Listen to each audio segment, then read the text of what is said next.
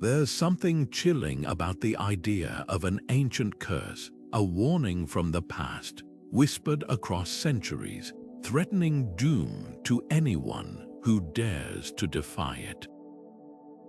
Picture this: you're standing in the dim light of a newly opened tomb, the air thick with dust and history, when your torch flickers over a line of carved hieroglyphs. Death shall come on swift wings to those who disturb this resting place. Your heart races. Is it just an empty threat, or could there be something more to these words? For generations, stories of curses have woven their way through history, from the gold-lined chambers of Egyptian pharaohs to the cracked clay tablets of Mesopotamian kings. These warnings weren't just idle superstitions, they were crafted with purpose, designed to strike fear into the hearts of those who might dare to trespass. But here's the question that lingers: were these curses truly supernatural, or were they something far more human? Think about the power of belief. In ancient times, words carved into stone or pressed into clay weren't just symbols, they were forces unto themselves. A curse wasn't merely a threat, it was a psychological weapon, a way to protect sacred spaces from grave robbers and invaders.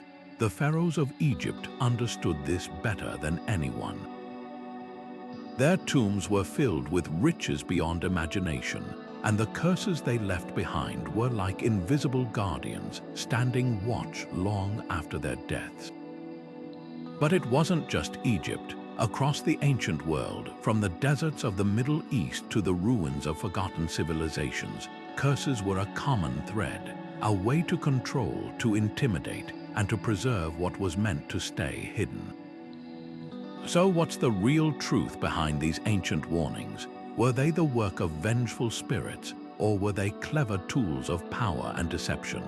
As we journey through the shadowy corridors of history, we'll uncover the secrets behind these curses, peeling back layers of myth to reveal the fascinating reality beneath. You'll discover how curses were used, why they were so effective, and what they tell us about the people who created them. By the time we're done, you'll never look at these ancient threats the same way again. This isn't just a story of superstition, it's a story of human ingenuity, fear, and the lengths we'll go to protect what matters most, ready to uncover the truth. Let's begin. The concept of curses didn't start with dramatic tomb warnings or Hollywood horror. It began much earlier, etched into the very foundations of civilization. Among the oldest known examples are Mesopotamian curse tablets, small clay slabs inscribed with dire threats against anyone who dared steal or deface property. Picture a merchant in ancient Babylon pressing his seal into wet clay, not just to record a transaction, but to invoke the wrath of the gods upon anyone who broke the agreement. These weren't mere superstitions, they were binding legal instruments, backed by the belief that divine forces would enforce them. What made these early curses so potent was the worldview behind them.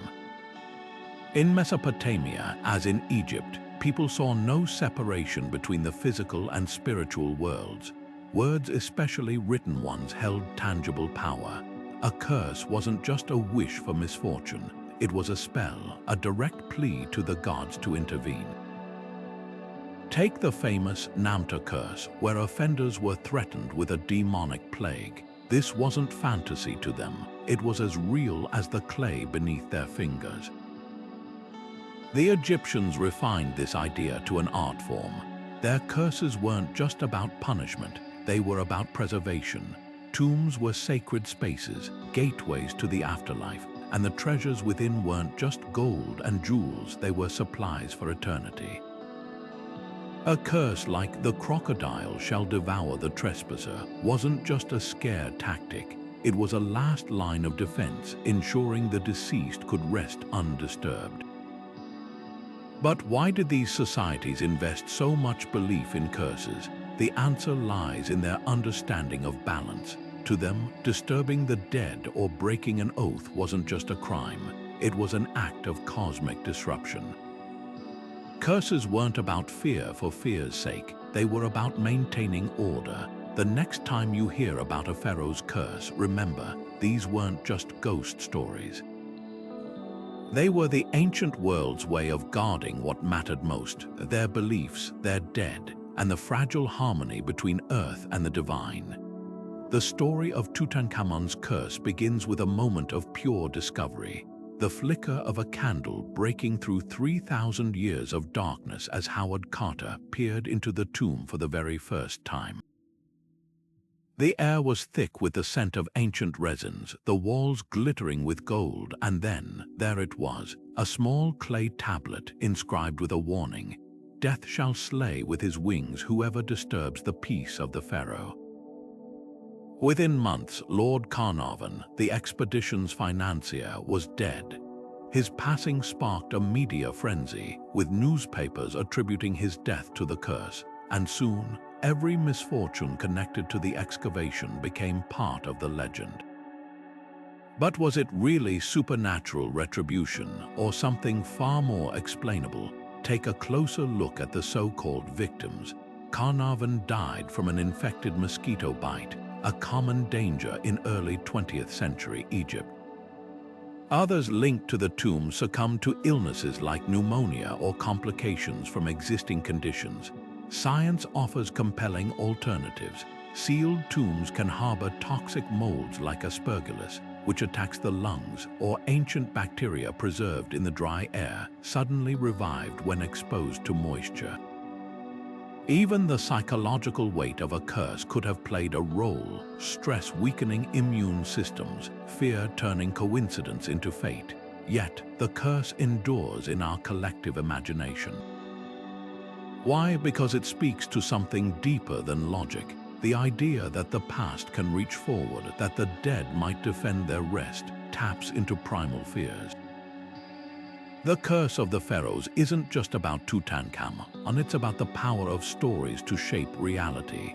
For centuries, tomb curses were deterrents, but in the modern era, they became sensational headlines, blending archaeology with mystery. The truth may be less supernatural, but no less fascinating. These curses reveal how ancient people sought control over the unknown, and how we, even now, can't resist the pull of a good mystery. So where does that leave us? The real curse might not be supernatural, it's the way myth outlives fact, the way a story, once told, becomes its own kind of truth. Whether carved in stone or printed in newspapers, curses remind us that the past never really stays buried, and perhaps that's the most haunting idea of all. Long before the pyramids rose from the Egyptian sands, the people of Mesopotamia were etching their own warnings into clay curses that blended divine wrath with everyday justice. These weren't mystical prophecies whispered in tombs. They were straightforward, brutal threats aimed at thieves and trespassers. Imagine a world where every contract, every property marker, every temple donation came with a built-in punishment system, not from human judges but from the gods themselves. A typical curse tablet might read, "Whoever steals this statue, may the storm god Adad strike his house with lightning," or "May Ninkilim, lord of rodents, infest the grain stores of the one who moves this boundary stone." These weren't empty words. To the Mesopotamians, writing was magic. The moment a curse was pressed into wet clay, it became a living thing, a plea for divine intervention that couldn't be undone. What makes these curses so fascinating is how grounded they were in the practical concerns of daily life. While Egyptian curses often served the dead, Mesopotamian curses protected the living, their property, their agreements, their social order. Take the case of a temple donation tablet from ancient Ur. Inscribed on its surface was not just a record of the gift, but a warning. May the goddess Inanna deliver the thief into the hands of the city guards, and may his name be erased from memory. This was more than superstition. It was an early legal system where divine punishment backed up human laws. The difference in focus reveals something profound about these two civilizations. For the Egyptians, curses were about eternity preserving the sacred journey of the dead. But in Mesopotamia, where city-states rose and fell with alarming frequency, curses were tools of stability. They reinforced contracts, protected borders, and deterred theft in a world without police forces or surveillance. A merchant could sleep easier knowing that a curse tablet guarded his warehouse, and a farmer could trust that the gods would punish anyone who moved his field markers. Perhaps the most striking example comes from the ruins of Nippur, where archaeologists found a curse so elaborate it spanned multiple tablets. It targeted a group of officials who had mishandled temple funds, listing punishments that ranged from drought and famine to his offspring being born without limbs. The specificity was intentional. This wasn't a vague threat, but a meticulously crafted legal document. In a society where written records were sacred, the act of inscribing a curse gave it power, turning clay into a weapon of social control. Yet for all their practicality, these curses still tapped into something deeper: the human need to believe that justice, even divine justice, would prevail. When a Babylonian craftsman pressed his seal into a curse tablet, he wasn't just protecting his workshop, he was asserting that the universe itself would punish wrongdoing. That duality between the earthly and the divine, the practical and the spiritual, is what makes Mesopotamian curses so compelling. They remind us that even in the world's first cities, people grappled with the same questions we do today. How do you keep society honest, and what happens when human laws aren't enough? The answer, etched in clay 4,000 years ago, was simple: let the gods decide. The Greeks and Romans turned curses into something far more personal and far more sinister. While the Egyptians and Mesopotamians used curses as protective measures, the classical world weaponized them. Imagine a lead tablet, cold and heavy, etched with the name of a rival, a lover who'd spurned someone's affections, or a politician who'd stolen an election. These weren't idle threats, they were binding spells known as defictions, designed to twist fate itself. Buried in graves, tossed into wells, or pinned beneath temple floors, these curses were meant to fester in the underworld, where the gods of the dead could enforce them. What makes these curses so chilling is their specificity. A merchant might curse a competitor's business, scribbling, "May Hermes bind his hands so he cannot trade." A jilted lover could write, "Let her feel no pleasure until she returns to me," folding the tablet and piercing it with a nail, a symbolic act of sealing the victim's fate. Archaeologists have uncovered thousands of these tablets across the Greco-Roman world, from the bustling markets of Athens to the baths of Roman Britain. Each one tells a story of jealousy, betrayal, or desperation, frozen in metal and time. The rituals behind these curses reveal just how calculated they were. A defixio wasn't just written, it was activated. Some were rolled or folded to bind the victim, while others were placed near bodies or dumped into sacred springs, channels to the gods below. The language was precise, often invoking deities like Hecate, goddess of magic, or Pluto, ruler of the underworld. One infamous tablet from Sicily even listed the target's body parts: his feet, hands, tongue, eyes, ensuring no part of them escaped suffering. This wasn't superstition, it was psychological warfare, a way to reclaim power when justice failed. But why lead? The answer lies in its symbolism. Durable yet malleable, lead was associated with the underworld, a material that could carry words into eternity. Unlike Egyptian curses carved in stone for all to see, defictions were hidden, meant to work in secret. That secrecy made them even more terrifying. A victim might never know why their luck had turned, only that it had. The sheer volume of surviving tablets proves how deeply this practice was woven into daily life. In the courtroom, athletes cursed their opponents before races, and gladiators whispered spells to weaken their rivals.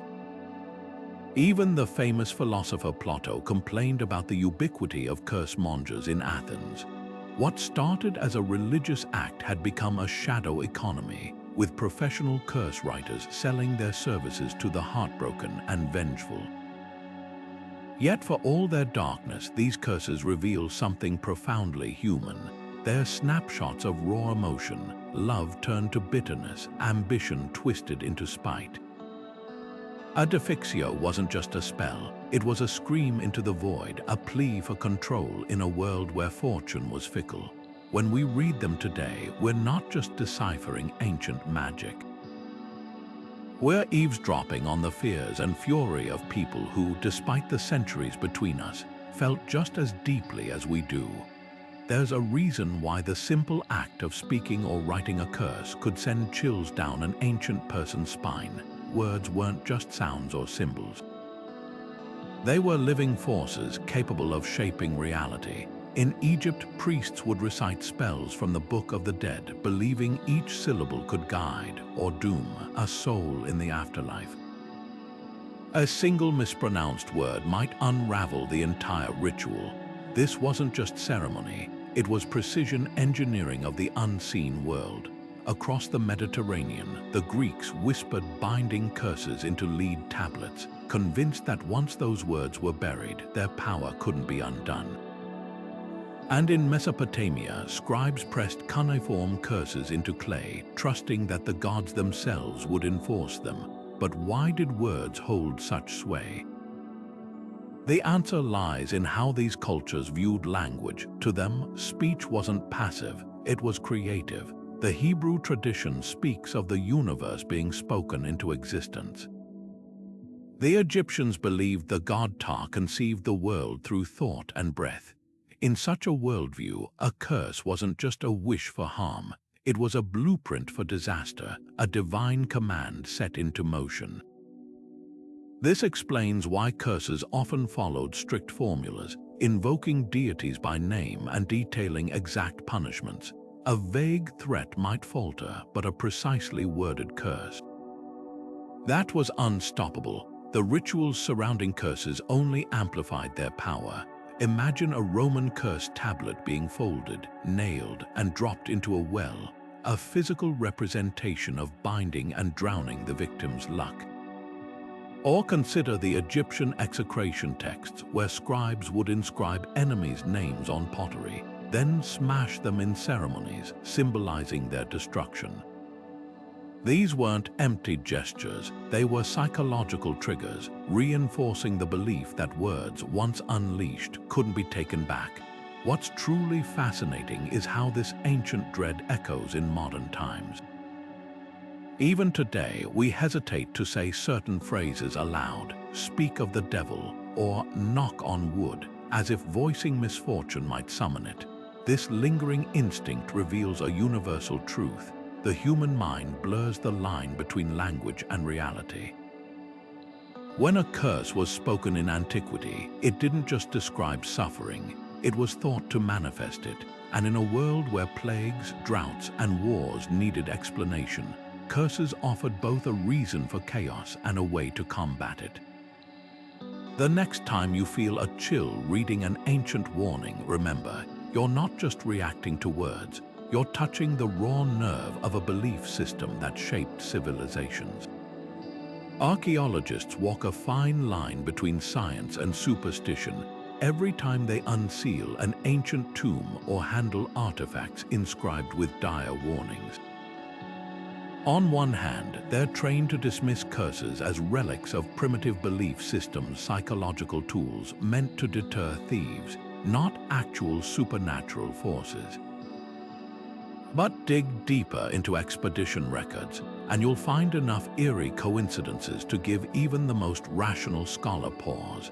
Take the infamous Curse of the Polish Pharaoh, where a team excavating a royal tomb in the 1920s suffered a string of unexplained deaths. The lead archaeologist, his assistant, and even the expedition's financial backer all perished within months, their fates eerily mirroring the tomb's inscription. The gods will claim those who claim what is not theirs. Coincidence, maybe, but when patterns repeat across decades and continents, it's hard not to wonder. Science, of course, offers plausible explanations. Sealed tombs can become petri dishes for deadly molds like Aspergillus flavus, which attacks the lungs when disturbed. Confined spaces trap pockets of toxic gases like hydrogen sulfide, capable of killing within minutes. Even the psychological weight of a curse might trigger stress-induced illnesses, a self-fulfilling prophecy of doom. Dr. Emily Carter, a bioarchaeologist who's worked in Egypt for 20 years, admits, "I've seen colleagues collapse from heat stroke or infections, and yes, someone always whispers curse. But open any ancient medical text and you'll find descriptions of bacteria long before microscopes existed. They knew these places could be dangerous, just not why. Yet some experiences defy easy categorization." Renowned Egyptologist Zahi Hawass once described a moment in the Valley of the Kings when his equipment failed inexplicably. The temperature dropped, and he felt what he called an invisible hand pushing me back. He doesn't believe in curses, but he doesn't dismiss the sensation either. Similar stories abound. Tools malfunctioning only near certain artifacts, sudden sandstorms burying excavation sites, or teams reporting shared hallucinations of shadowy figures. These aren't just campfire tales, they're documented in field notes and interviews, often from researchers who entered the site as skeptics. The debate ultimately hinges on perspective. For scientists, curses are cultural artifacts, windows into how ancient people grappled with mortality and morality. But for those who have felt a chill in a sunlit tomb or watched a colleague fall ill after handling a cursed relic, the line between fact and folklore blurs. Perhaps the real power of these ancient warnings isn't in their supernatural force, but in their ability to humble us. After all, even in our age of satellites and gene sequencing, there are still things we can't explain. And that uncertainty, the lingering question of whether we've truly outgrown the fears of our ancestors, is what keeps the legend of curses alive. Some objects seem to hum with a dark energy, all their own artifacts so steeped in tragedy and mystery that even museums handle them with caution. Take the infamous Hope Diamond, a 45-carat blue gem that gleams with an otherworldly fire. Its history reads like a horror story. Stolen from an Indian temple, it passed through the hands of kings and merchants, each owner meeting untimely ends. Louis XVI lost his head to the guillotine, while a later owner, Evelyn Walsh McLean, watched her son die in a car accident and her daughter take her own life.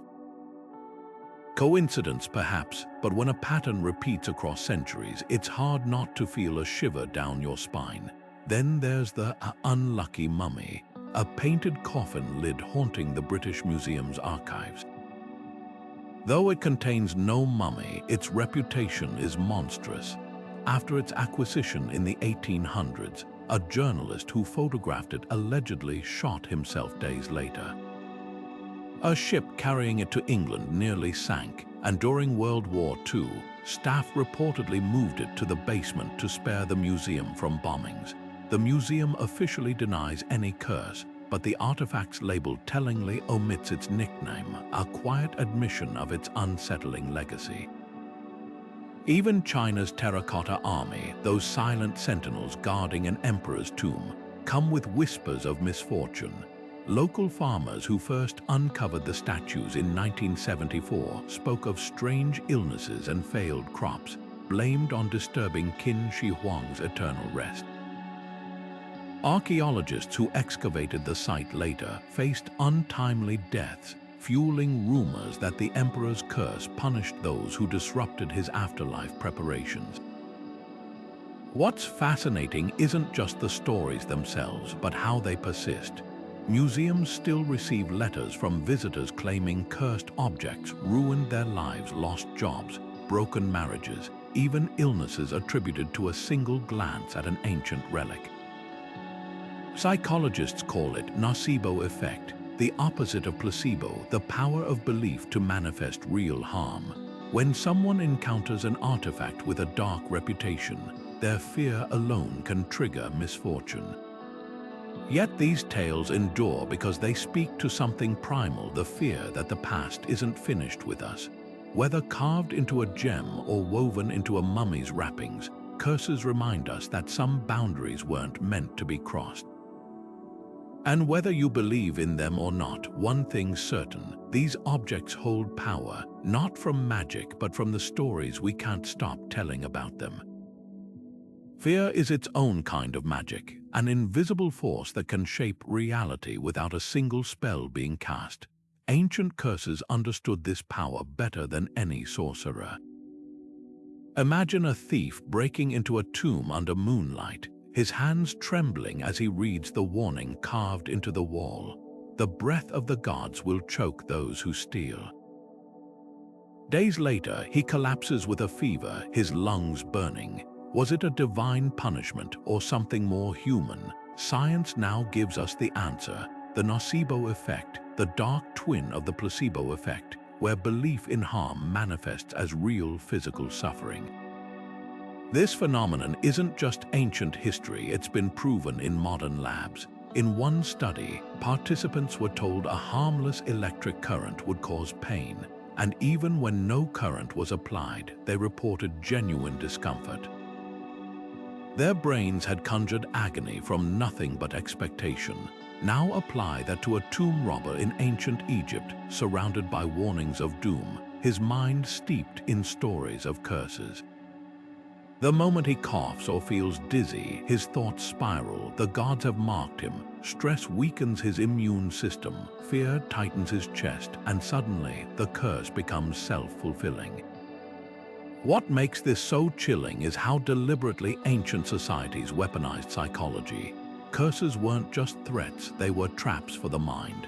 The Mesopotamians didn't merely inscribe, "May the gods strike you down." They described the symptoms in gruesome detail: shaking limbs, rotting flesh, madness. These weren't random horrors, they were carefully chosen to exploit primal fears. A thief who believed he'd been cursed might literally sweat himself into dehydration or panic until his heart gave out.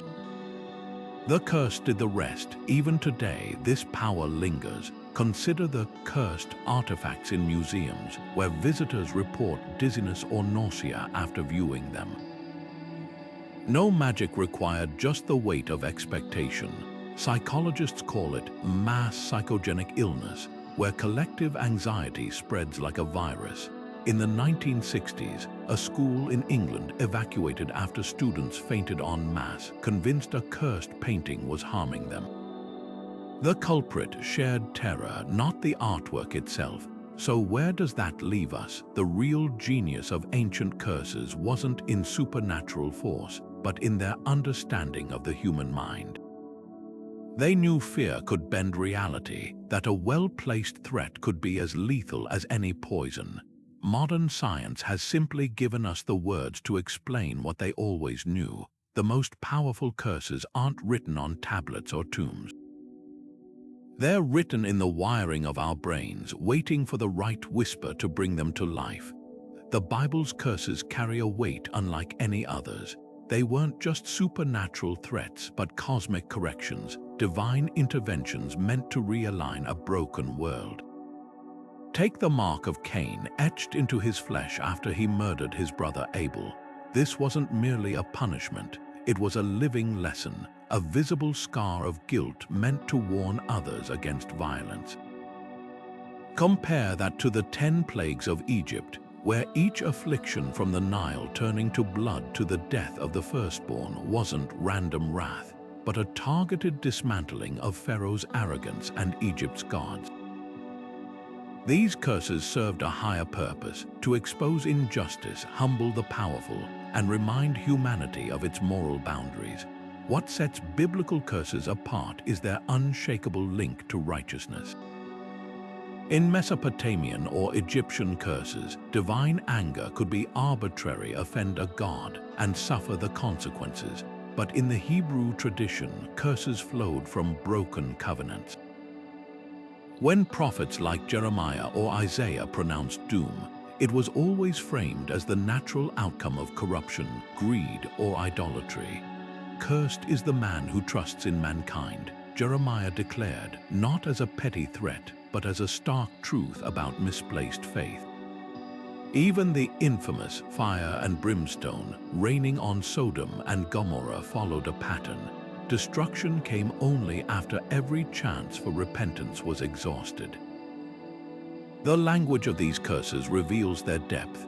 Hebrew scriptures use words like arah and kalul, not just generic condemnations, but terms that implied being cut off from divine blessing, exiled from life itself. When Joshua cursed the rebuilt city of Jericho with the loss of firstborns and youngest sons, it wasn't mere brutality. It was a poetic reversal, ensuring that the city's defiance would cost it future generations. Every curse carried this layered intentionality, weaving morality into consequence. Yet for all their severity, biblical curses weren't hopeless. Embedded in them was always the possibility of redemption. Jonah's warning to Nineveh, 40 days and the city will be overturned, led to mass repentance and the curse was lifted.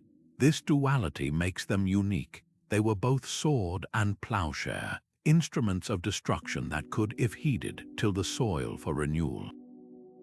Today, their legacy lingers in our collective conscience. Phrases like the writing on the wall or reaping what you sow trace back to these ancient warnings, reminders that actions have spiritual consequences.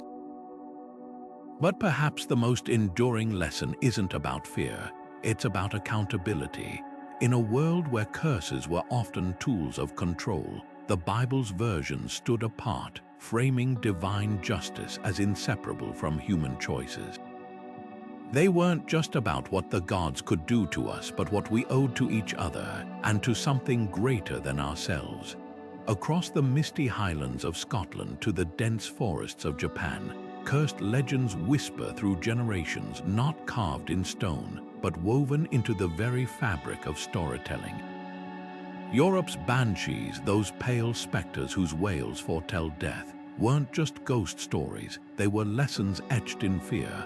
Picture a lone traveler hearing that unearthly cry in the night. The message was clear: some boundaries between the living and the dead weren't meant to be crossed. Meanwhile, in Japan, the onryo, vengeful spirits often wronged in life, manifested as women with long black hair and white burial kimonos, their fury so potent it could blight crops or curse entire bloodlines. These weren't random horrors, they were cultural mirrors reflecting societal fears about justice, betrayal, and the consequences of disrespect. What makes folklore curses so gripping is their adaptability. Unlike the rigid inscriptions in Egyptian tombs, these stories shifted with each telling, absorbing local flavors and fresh fears. Take Germany's White Lady, a phantom said to haunt castles, her appearance signaling impending doom. In one village, she might be a grieving mother, in another, a noblewoman betrayed by her lover. The curse morphed to fit the anxieties of the audience, whether warning against infidelity or the dangers of aristocratic power.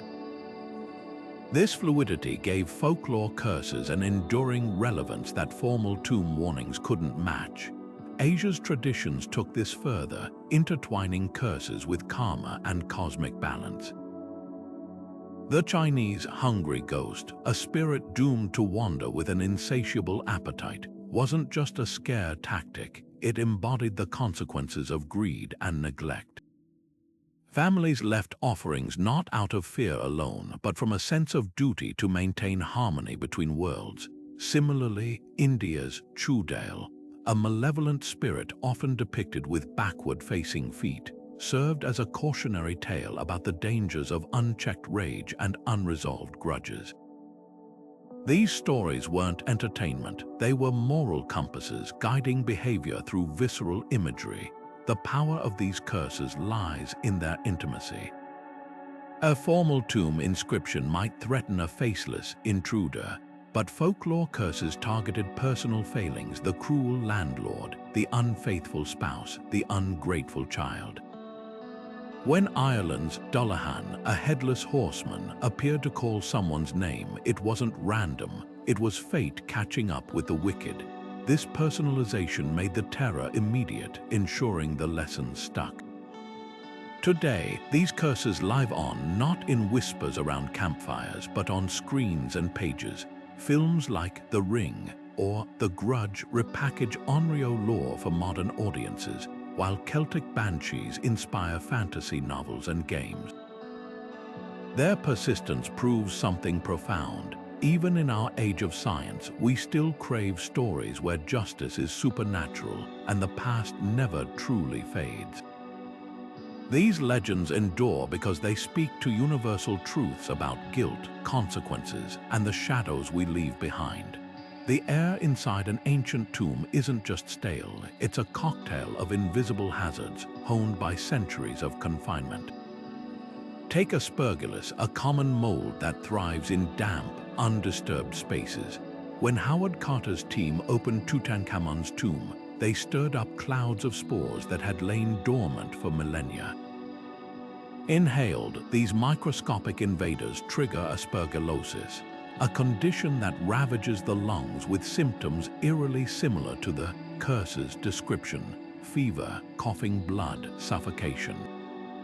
Modern autopsies of mummies even reveal traces of the fungus embedded in their bandages, proof that the danger was there all along, woven into the very fabric of burial rites. But mold is just the beginning. Sealed tombs can trap pockets of radioactive elements like radon, a gas that seeps from certain stones. Prolonged exposure weakens cells, leading to cancers that might strike years later, perfect fodder for curse legends with delayed effects. Then there's hydrogen sulfide, a byproduct of decomposing organic matter. Colorless and heavier than air, it pools in low spaces, paralyzing the nervous system with a single breath. Imagine a looter kneeling to grab a golden amulet, only to collapse as his diaphragm fails. To witnesses, it's supernatural retribution. To chemists, it's basic toxicology. The psychological toll is just as lethal. Stress from trespassing in sacred spaces floods the body with cortisol, suppressing immunity. Pair that with the nocebo effect, where belief in a curse manifests real symptoms, and you have a perfect storm. Archaeologist Dr. Linda Evans recounts a dig where her team developed identical rashes after handling a cursed statue. Tests later revealed a mild irritant on its surface, but the team's shared anxiety amplified their reactions. Fear is a contagion, she notes. Once one person falls ill, the mind does the rest. Yet these scientific explanations don't strip tombs of their mystery, they deepen it. The real genius of ancient cultures wasn't magic, but intuition. They may not have known about molds or radiation, but they understood decay and danger. Curses were their way of labeling hazards they couldn't yet name. When a pharaoh's inscription warned of the breath of the gods, perhaps it was a poetic and terrifyingly accurate description of airborne toxins. Science hasn't debunked these legends, it's translated them. The curses were real, they just weren't supernatural. They were the silent, waiting laws of nature, dressed in the language of the divine. In the shadow of Mesopotamian ziggurats, curses weren't whispered in dark corners, they were stamped into clay tablets and filed in temple archives, as binding as any modern legal contract. Picture a merchant in ancient Ur selling a plot of land. The deed wouldn't just list measurements and prices, it would end with a thunderous warning. "May the storm god Adad strike down any man who alters these words or claims this land falsely." This wasn't poetic flair. It was a calculated deterrent, leveraging divine authority to enforce honesty in a world without notaries or credit scores. The genius of these curse-bound contracts lay in their specificity. A temple donation tablet from Lhasa didn't just threaten general misfortune, it named exact punishments: failed crops, diseased livestock, even sterility. By detailing consequences, the curse became a psychological anchor, weighing on the conscience of anyone tempted to cheat. Archaeologists have uncovered thousands of these legal curses, some even addressed directly to underworld deities like Nergal, judge of the dead, proving how seriously these societies blurred the lines between courtroom and cosmos. Rome took this concept further, turning curses into admissible courtroom evidence. If a farmer's neighbor stole his livestock, he might commission a lead defixio, a curse tablet naming the thief and begging Pluto to bind his tongue in court so he cannot lie. These tablets were then buried near temples or tossed into sacred springs, believed to channel their pleas straight to the divine jury. Remarkably, some legal texts even reference curses as supporting documents, showing how deeply spirituality was woven into Roman jurisprudence. What's striking is how these systems mirrored modern law in unexpected ways. Just as today's contracts invoke penalties for breach of agreement, Mesopotamian curses listed divine retribution as their enforcement clause. Temples functioned like banks, using curses to secure loans default on payment, and the gods would collect instead. Even witness testimony had its parallel. Invoking a god's name during an oath wasn't just ritual. It was thought to summon literal surveillance, with deities acting as cosmic lie detectors. The efficiency of this system reveals something profound about ancient governance. Without police forces or widespread literacy, curses became a decentralized way to maintain order. A single tablet could deter theft, perjury, or fraud across vast distances, its power rooted in shared belief rather than physical force. When a Babylonian merchant shipped goods up the Euphrates, the curse on his bill of sale traveled with them, a silent enforcer ensuring honesty in transactions no official could directly oversee. Yet these curses also expose the fragility of early justice. Their effectiveness hinged entirely on collective faith. The moment people stopped believing, the system crumbled. That tension between spiritual and secular power echoes even now, as societies grapple with how to enforce rules when authority is questioned. The next time you sign a contract, consider this. We may have replaced curses with clauses, but the core idea remains the same. A promise, reinforced by the fear of consequences, remains humanity's oldest tool for keeping the peace.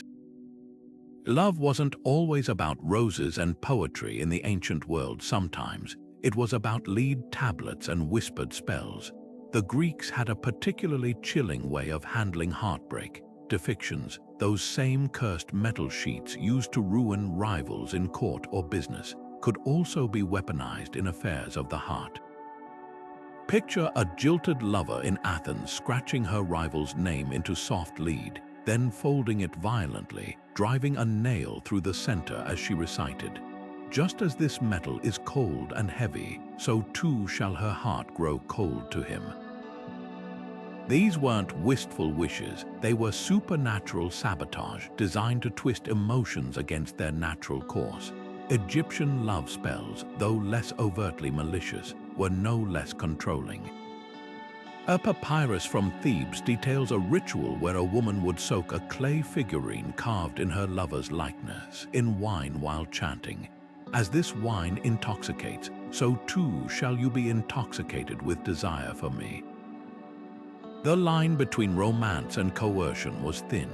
Even the famed goddess Isis, celebrated for her devotion, once cast a spell so potent it forced the sun god Ra to reveal his secret name, essentially bending his will to hers.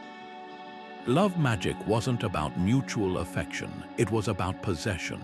What's striking is how these curses mirrored societal anxieties. In Greece, where women had limited agency, love spells became a clandestine tool to influence men who held all the power.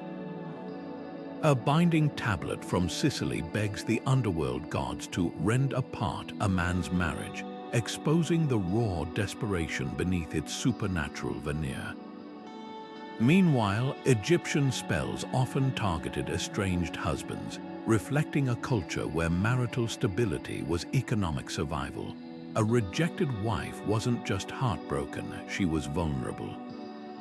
The rituals themselves reveal how deeply psychology was understood.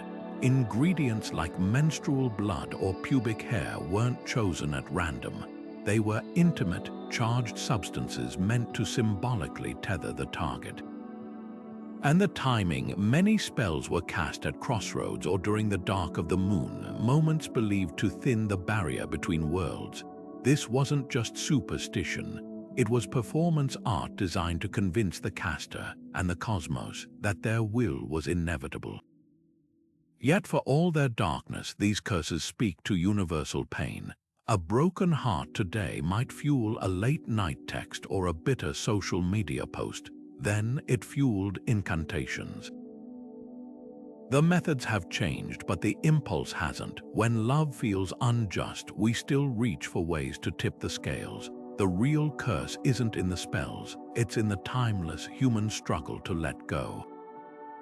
Breaking a curse wasn't just about removing a hex, it was about restoring balance. In ancient Egypt, if someone believed they'd fallen victim to a tomb's wrath, the solution wasn't a simple apology.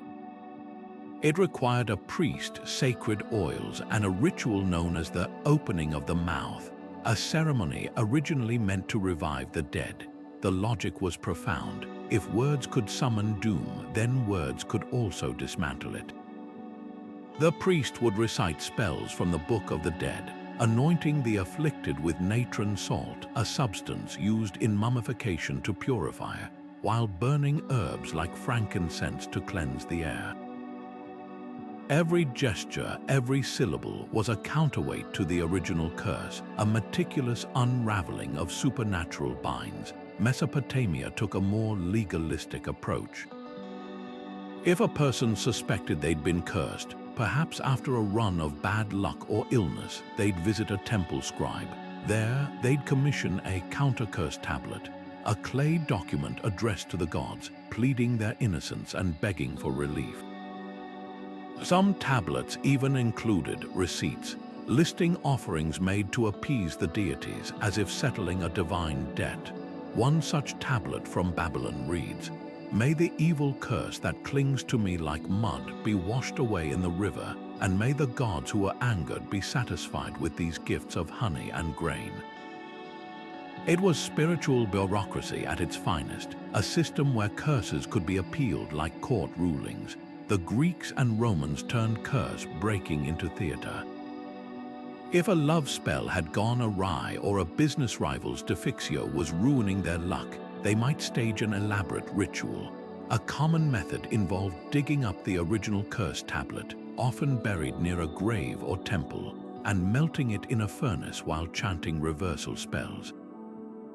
The logic was poetic. Just as lead could be reshaped by fire, so too could fate be remade. Some went further, crafting tiny wax effigies of themselves, then bathing them in sacred springs to wash away the curse's effects.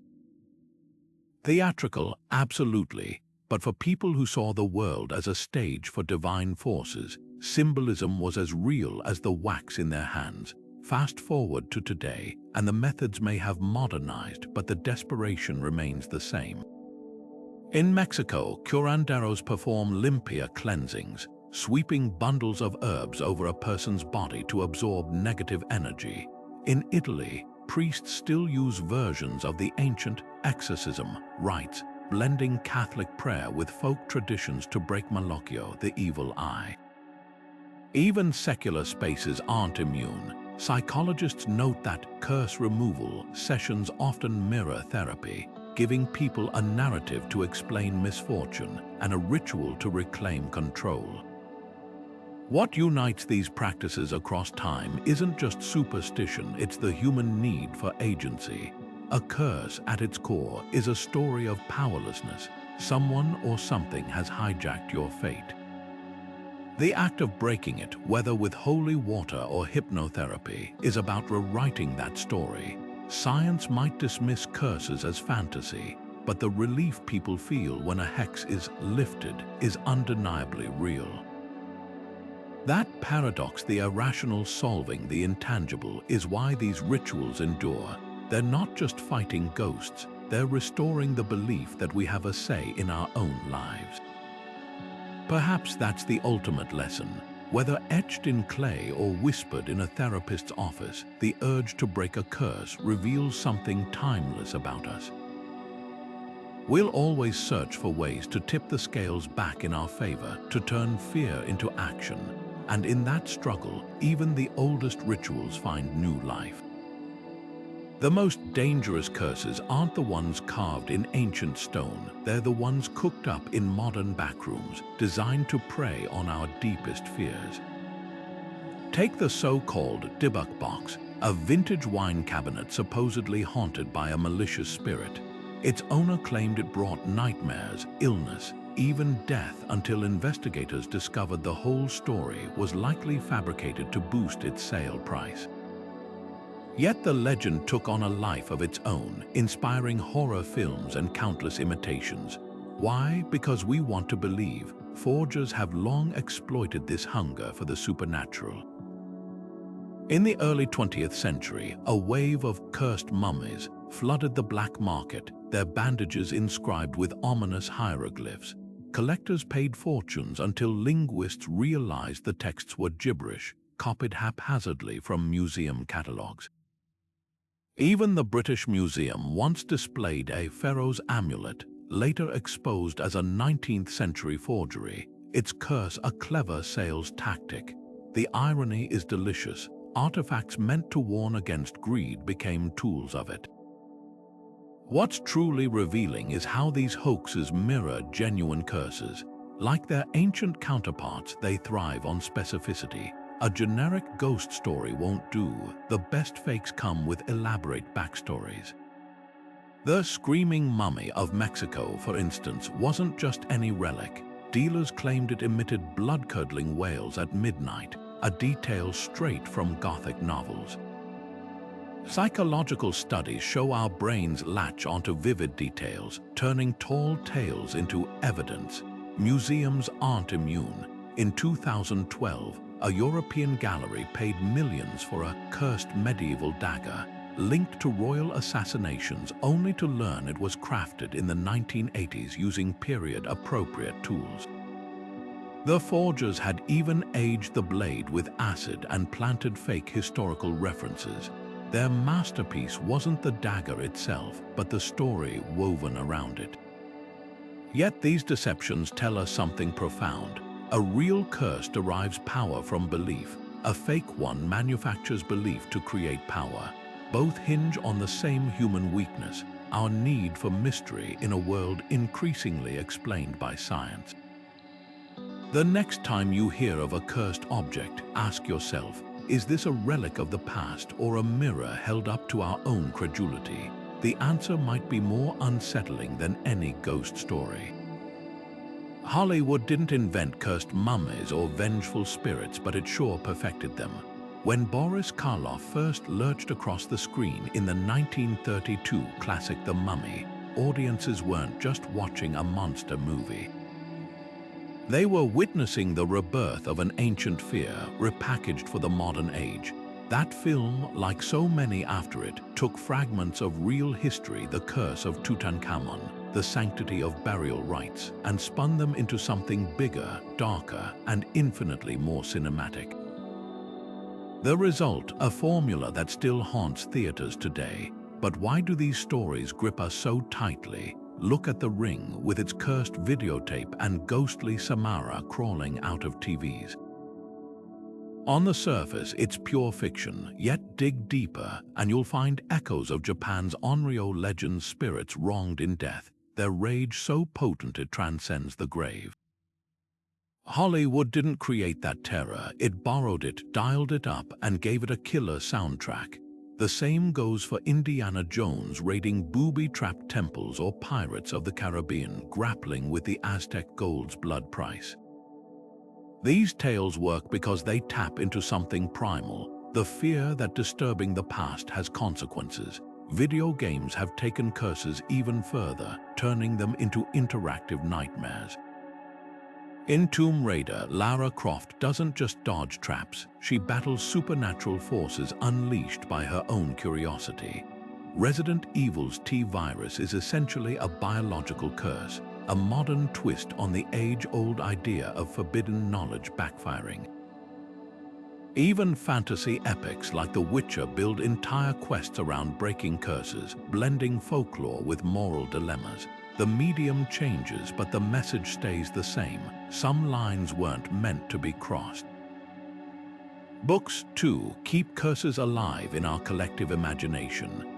Anne Rice's The Mummy reimagined Ramses II as a lovesick immortal, while The Curse of Chalion by Lois McMaster Bujold explores how curses warp fate itself. These stories aren't just entertainment, they're conversations with history, asking what happens when ancient warnings meet modern arrogance. Yet for all their exaggerations, pop culture serves a surprising purpose. It preserves. Every blockbuster about a cursed artifact or haunted tomb introduces millions to real-world myths they might never encounter otherwise. After The Mummy's release, museum attendance spiked. Kids who played Assassin's Creed Origins Googled the real Cleopatra. Distortion, absolutely, but also a gateway. The truth is, curses were never just about the past. They're mirrors reflecting whatever fears we bring to them. In the 1950s, atomic age horror films turned mummies into radioactive metaphors. Today, cursed technology, haunted apps, killer algorithms dominate screens, proving that the essence of these stories endures. The trappings change, but the thrill remains. That whisper in the dark, the sense that some debts, no matter how old, always come due. Digging into the earth where ancient warnings still echo isn't just about dusting off artifacts, it's a moral tightrope. Take the tomb of Qin Shi Huang, China's first emperor, guarded by rivers of mercury and an army of terracotta warriors. For decades, archaeologists hesitated to breach its inner chambers, not just because of the physical dangers, but out of respect for the curses inscribed on its walls. The dilemma is stark. Do we prioritize preservation or knowledge? When a team in Turkey uncovered a Roman-era curse tablet last year, etched with threats against grave robbers, the local community demanded excavations halt immediately. For them, these weren't relics, they were active warnings from ancestors. This tension isn't new. Howard Carter faced backlash for opening Tutankhamun's tomb, with critics accusing him of cultural arrogance. Yet without that breach, we might never have understood the sophistication of New Kingdom burial practices. Modern archaeologists like Dr. Sophia Torres argue for a middle ground. We can't let superstition veto science, but neither should we bulldoze beliefs that still hold meaning. Her team's work in Peru exemplifies this balance. Before excavating a cursed Inca shrine, they collaborated with local shamans to perform protective rites, blending tradition with technology. The legal landscape adds another layer. In the U.S., the Native American Graves Protection and Repatriation Act requires institutions to return sacred objects to tribes, recognizing spiritual claims over archaeological ones. But what about curses without living descendants to interpret them? A Viking burial mound in Sweden, said to unleash famine if opened, presents a quandary. Is the curse a historical artifact itself, or a living boundary? Perhaps the most compelling argument comes from the artifacts themselves. Many curses weren't just threats, they were last-ditch efforts to protect what cultures held sacred. When we ignore them, do we become the very intruders they warned against? The answer may lie not in choosing between science and superstition, but in asking why these warnings mattered and what they still have to teach us about the people who wrote them. Surprisingly, the art of cursing hasn't faded into history. It's simply evolved, slipping into modern life like a shadow from the past. In Haiti, Vodou practitioners still craft tiny spirit-infused objects to deliver curses or blessings depending on the intent. These aren't just symbolic gestures, they're rooted in a living tradition where the boundary between the physical and spiritual worlds is porous. A shopkeeper in Port-au-Prince might blame a sudden string of robberies on a rival's curse, hiring a houngan to perform a counter-ritual with candles, herbs, and whispered invocations.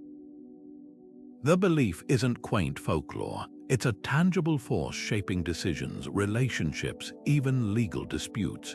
Europe's folk magic traditions, once suppressed, are also experiencing a quiet revival. In rural Romania, practitioners of debunked, a form of curse-breaking, still remove hexes with rituals involving garlic, coal, and incantations older than the villages themselves. Meanwhile, Italy's fatakiri, or folk witches, discreetly sell curse removal services to clients fearing the malocchio, the evil eye. What's fascinating isn't just the persistence of these practices, but their adaptability. A modern curse might target a business competitor's Wi-Fi signal or a cheating spouse's social media account, blending ancient symbolism with contemporary grievances. Even celebrities aren't immune. When actor Mark Wahlberg claimed his plane was cursed after multiple mechanical failures, or when a famous musician blamed a string of cancelled shows on a hoodoo hex, they tapped into a narrative as old as civilization. Misfortune needs a villain. Psychologists call it external locus of control, the tendency to attribute chaos to outside forces rather than chance. But there's more to it than that. Curses offer a story where chaos has meaning, where suffering isn't random but part of a cosmic balance.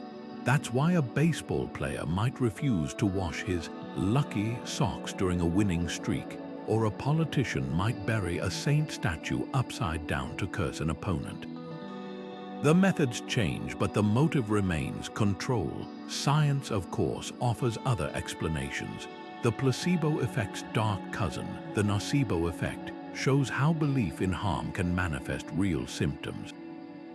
A person convinced they've been cursed might experience headaches, fatigue, or even financial ruin, not from magic, but from the self-fulfilling power of expectation.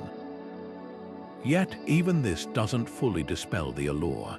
In Japan, Juboko, cursed trees said to drain the life from those who touch them, still deter hikers in certain forests. In Mexico, brujeria shops sell curse removal sprays alongside laundry detergent, as casually as buying aspirin. What does this say about us? Perhaps that curses are more than superstition, they're a language for expressing powerlessness. In a world of algorithms and pandemics, where so much feels beyond our control, the idea of a curse provides a framework to name the invisible forces working against us. The rituals to break them, whether a voodoo ceremony or a therapist session, serve the same purpose: restoring agency. The curses of today might not be carved into tombs, but they're just as real in the minds of those who believe, and in a way that makes them as potent as any ancient warning. Lord Carnarvon's death might be the crown jewel of curse lore, but the truth behind the so-called victims of Tutankhamun's tomb is far more complicated than legend suggests. The British aristocrat who funded Howard Carter's expedition died just months after the tomb's opening in 1923, a timing so perfect for the curse narrative that newspapers ran wild with theories.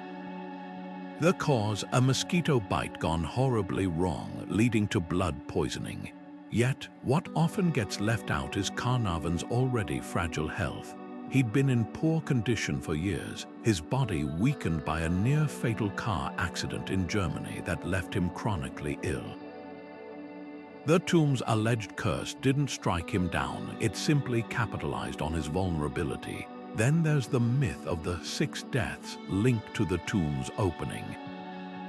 Dig deeper and the pattern unravels. Of the 26 people present when the burial chamber was unsealed, only 6 died within a decade.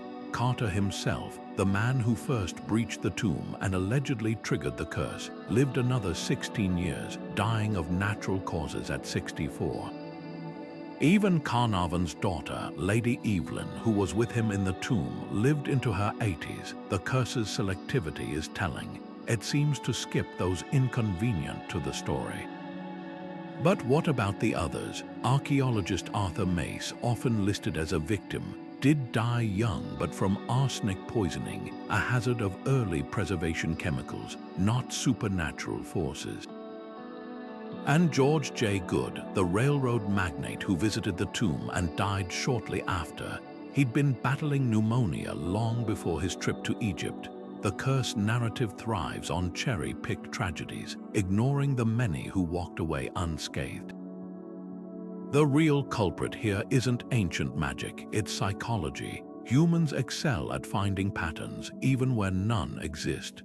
When something terrible happens after a tomb is opened, we connect the dots. But when nothing happens, we forget. This selective memory fuels curse myths, turning coincidence into causation. It's the same instinct that makes us see faces in clouds or blame bad luck on broken mirrors. Yet, the most fascinating part isn't the debunking. It's why we cling to these stories. Carnarvon's death coincided with the golden age of newspapers, and editors knew a sensational headline when they saw one. The Curse of the Pharaohs sold papers, and in doing so, it cemented itself in history. The irony, the very people who propagated the myth, journalists, were among the first to dismiss it when facts emerged. But by then, the legend had taken on a life of its own. So where does that leave us? The real curse isn't inscribed on any tomb wall. It's the way myth outpaces truth, how a good story can rewrite history itself. The next time you hear about a cursed artifact or a doomed explorer, ask yourself, is this fate or just a tale too tempting not to tell? Decoding an ancient curse isn't just about swapping symbols for modern words. It's like trying to reconstruct a scream from a fossil. Take the famous curse from Pharaoh Amenhotep's tomb. The crocodile will seize him, the hippopotamus will trample him. To us, it's a vivid threat. But to an Egyptian scribe, this might have been as formulaic as a no trespassing sign. The difference lies in cultural context. Hieroglyphs weren't just writing, they were a fusion of art, religion, and law, where a single glyph could carry layers of meaning. A serpent symbol might represent both a literal snake and the concept of chaos, twisting the curse's intensity depending on who read it and when. Cuneiform curses pose their own puzzles. A Mesopotamian tablet might warn, "May his name be erased like this wax." But was that a genuine invocation or dramatic flair in a legal contract? Scholars debate whether certain phrases were standardized legal jargon or heartfelt pleas to the gods. The Akkadian word araru, often translated as curse, could also mean to bind or to render powerless, blurring the line between supernatural threat and social sanction. Even punctuation changes everything. A missing wedge in the clay could turn a warning into a plea or a prophecy into a prayer. The stakes of mistranslation are high. In the 1960s, a team misinterpreted a Hittite curse as a generic warning, only to realize later it contained precise instructions for a ritual, one that mirrored actual burial practices found in nearby tombs. This wasn't just poetry, it was a manual for the afterlife. Similarly, Etruscan curse tablets, written in a language still only partially understood. Often mixed threats with bizarre ingredients, lists bat blood, iron nails, leaving linguists to wonder. Were these recipes for magic or metaphors for suffering? What emerges from these fragments isn't just a collection of ancient threats, but a window into how people wielded language as a weapon. A curse's power wasn't just in its content, but in its performance, the way it was recited, where it was placed, who heard it. A poorly translated curse loses its bite, its cultural teeth filed down by time. That's why modern epigraphers don't just translate words, they reconstruct worlds, asking not just what was said, but why it was feared. The real magic of these curses wasn't in the supernatural, it was in the sheer force of belief that words, once unleashed, could shape reality itself. Animals weren't just creatures in the ancient world, they were cosmic scapegoats, blamed for everything from failed harvests to collapsing kingdoms. Take the Egyptian curse of the crocodile, a threat inscribed on temple walls warning that Sobek, the crocodile god, would drag thieves into the Nile. This wasn't just poetic justice, it was ecological reality dressed in divine language. In a land where crocodiles lurked in every bend of the river, the curse tapped into a very tangible fear.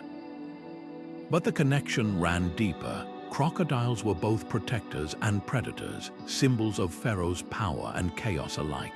By invoking them in curses, the Egyptians weren't just threatening trespassers, they were acknowledging the delicate balance between human survival and nature's wrath. Elsewhere, curses turned smaller creatures into agents of doom. Mesopotamian farmers pressed curses into clay tablets, begging the gods to send locusts upon neighbors who stole their land.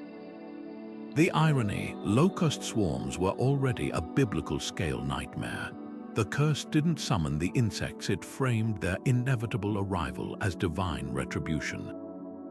Similarly, Roman farmers nailed cursed tablets to trees calling upon vermin to devour a rival's crops, blurring the line between prayer and pest control. These weren't empty threats, they were attempts to rationalize the uncontrollable. When hail flattened a season's labor or rats overran granaries, curses provided an explanation and a way to fight back. The animal curses that feel most haunting today, though, are the ones that reveal ancient grief. In Celtic Britain, warriors buried dogs with curses carved on their collars, pledging that the hounds would hunt their enemies in the afterlife. The Vikings spoke of the decipher, female spirits who took the form of owls or wolves to avenge slain kin. These curses weren't about explaining nature's chaos, they were about channeling human anguish into something tangible. A howling wolf on a moonlit night wasn't just a predator, it was a manifestation of unresolved rage. What unites these examples is their sheer practicality. Without the concept of viruses or climate cycles, ancient societies saw plagues and droughts as signs of supernatural displeasure. A curse blaming rats for a plague wasn't ignorance, it was the best science of its time. Even the Bible's 10 plagues framed natural disasters as divine interventions, with frogs, lice, and flies serving as instruments of justice. The line between curse and cause was thin because in their worldview it had to be. Modern ecology has replaced curses with terms like invasive species and food chain collapse, but the underlying anxiety remains. When wildfires rage or bees vanish from hives, we still search for something or someone to blame. The difference is that we have data where they had deities. Yet, in moments of crisis, that old instinct creeps back. When Australian farmers curse foxes for killing livestock or Californians blame drought on corporate greed, we're not so far from our ancestors nailing curses to olive trees. The language has changed, but the need to make sense of nature's fury, that's as old as the first thunderstorm that sent humans running for cover, and the first curse whispered against the sky. Curses in religious texts are never just about punishment. Their morality plays written in fire and brimstone. Take the infamous destruction of Sodom and Gomorrah. where sulfur rained from the sky to purge corruption. At face value, it's divine wrath, but peel back the layers and you'll find something more complex, an ancient attempt to explain the unexplainable. Geological evidence suggests the Dead Sea region, where these cities supposedly stood, was prone to earthquakes and flammable bitumen seepages. A quake igniting these natural gas pockets could easily resemble fire from heaven. So was this God's judgment, or a pre-scientific culture grappling with disaster? Religions didn't just borrow this template, they refined it. Hindu scriptures describe sharp curses uttered by sages that could deform kingdoms or twist fate itself. The Mahabharata's Queen Gandhari, blindfolded for decades, unleashes a curse so potent it ensures her son's enemies will die within weeks. Yet these stories always hinge on broken Dharma moral order, implying curses weren't arbitrary but cosmic corrections.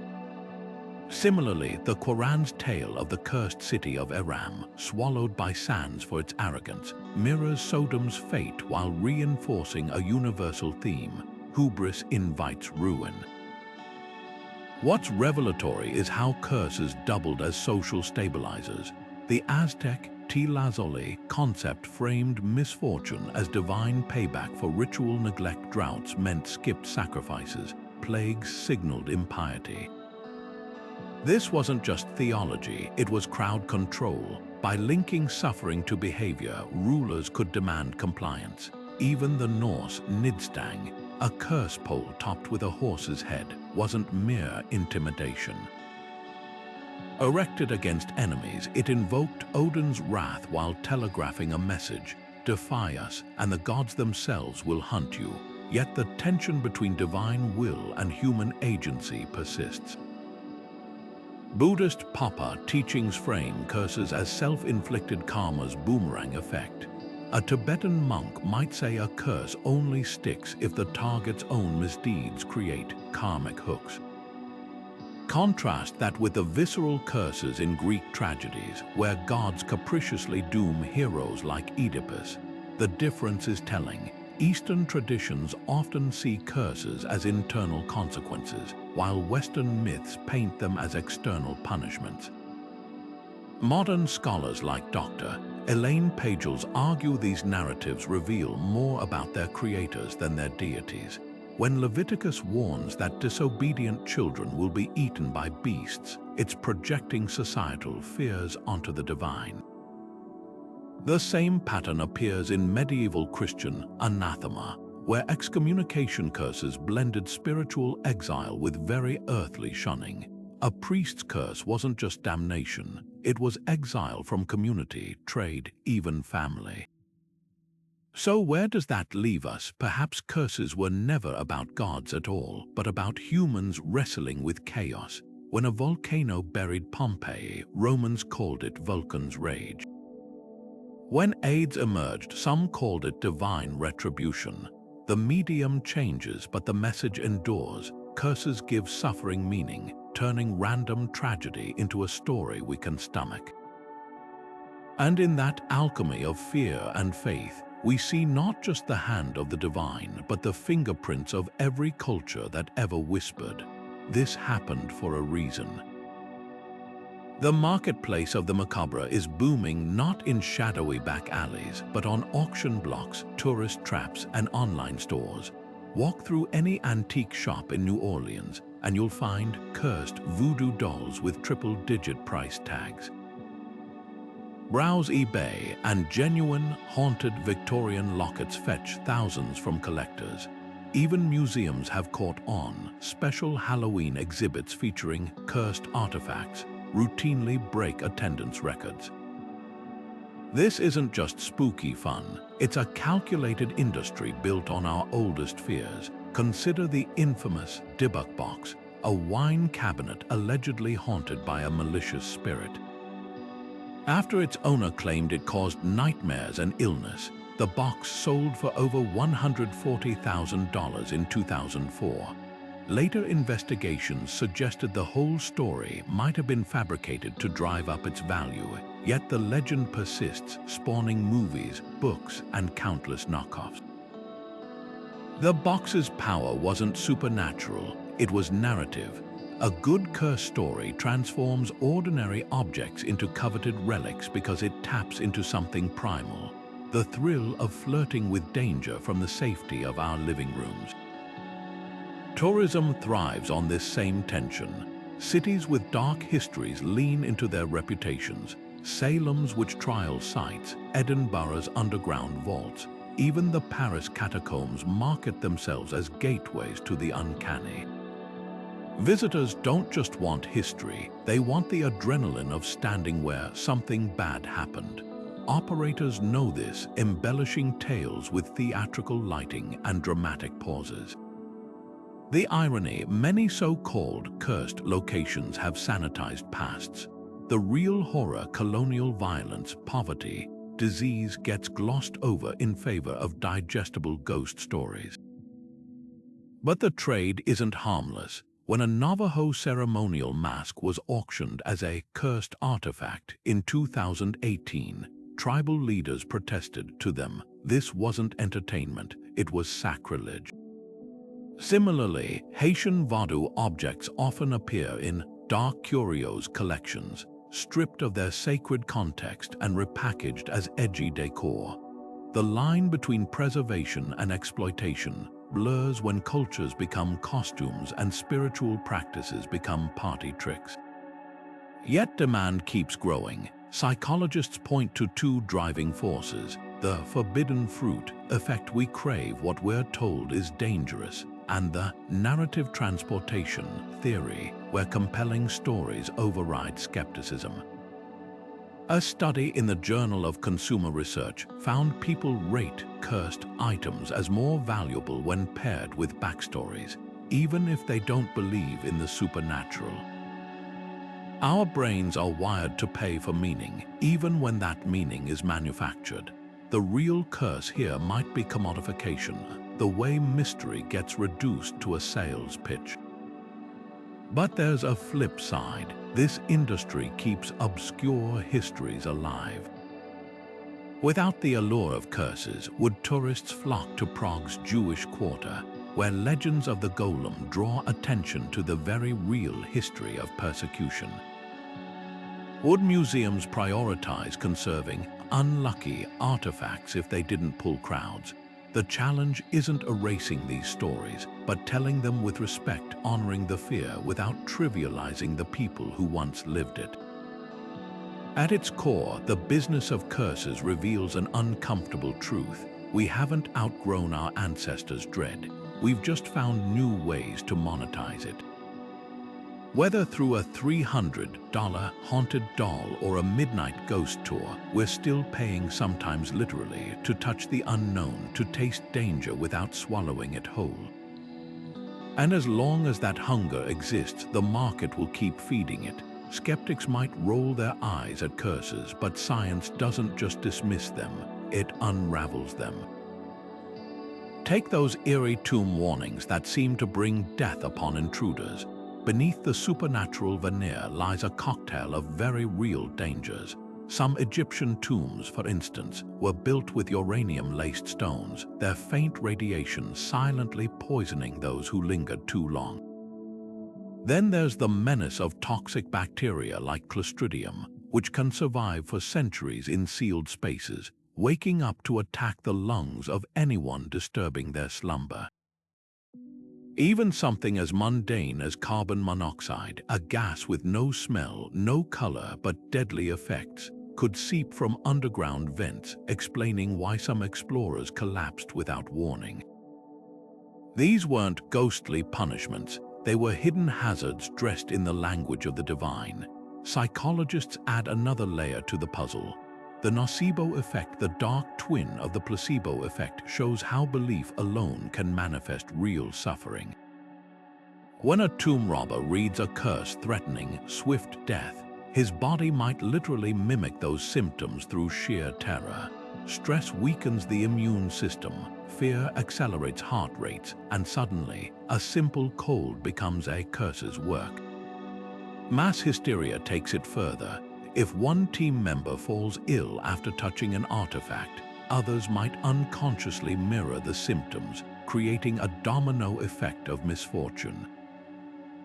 Confirmation bias does the rest. We remember the deaths that fit the curse narrative and forget those that don't.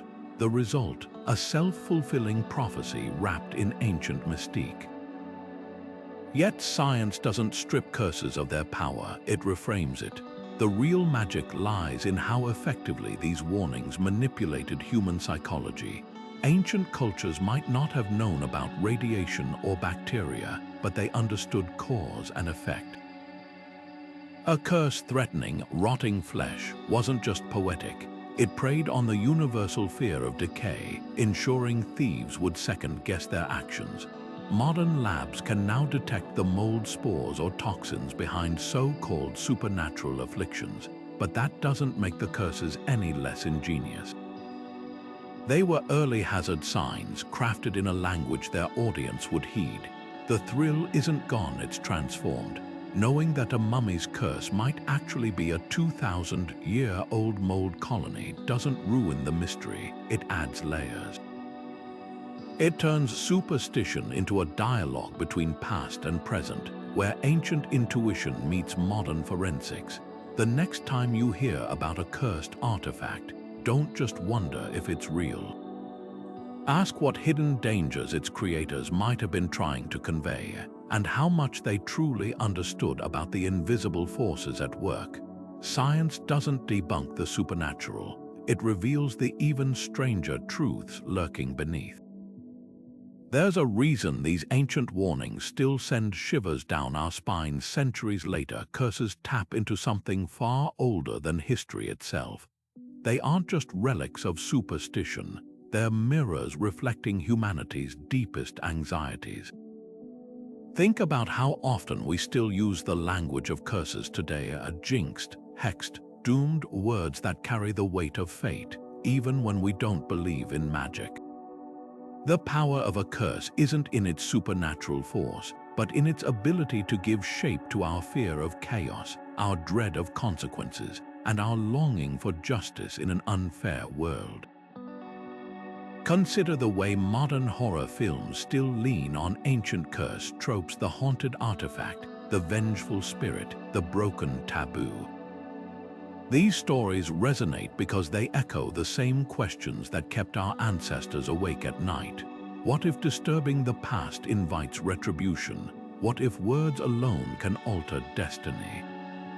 A pharaoh's tomb inscription and a viral, cursed video creep share the same DNA. Both play on the terror of crossing invisible boundaries.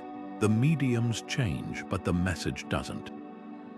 What's even more fascinating is how curses reveal the universality of human psychology. From Mesopotamia to Manhattan, people have used curses to cope with powerlessness. When a Babylonian merchant invoked the gods to punish a thief, or when a heartbroken Roman commissioned a lead tablet to bind a lover, they were doing what we still do today, reaching for control when life feels random. Modern therapy might call it externalizing blame, but the impulse is timeless. We've just swapped nail-pierced lead for subtler rituals, knocking on wood, avoiding black cats, or blaming bad vibes for a streak of misfortune. Yet curses also expose the dark side of belief. History is littered with tragedies fueled by the idea of divine punishment, witch hunts, scapegoating, even modern conspiracy theories that frame disasters as karma. The same mechanism that made a tomb robber tremble at hieroglyphs can make a crowd turn on the innocent. Curses remind us that belief isn't just comforting, it's combustible. So where does that leave us? The truth is, curses never really die. They adapt. They linger in our idioms, our stories, our unspoken fears. The next time you dismiss a curse as mere folklore, pause. Ask not whether it's real, but why it feels real. The answer tells you less about ghosts or gods and more about the human heart, its hunger for meaning, its terror of the unseen, and its stubborn hope that somewhere in the universe, justice still waits to be served. That's the real magic, not in the curse itself, but in the fact that after all these centuries, we still can't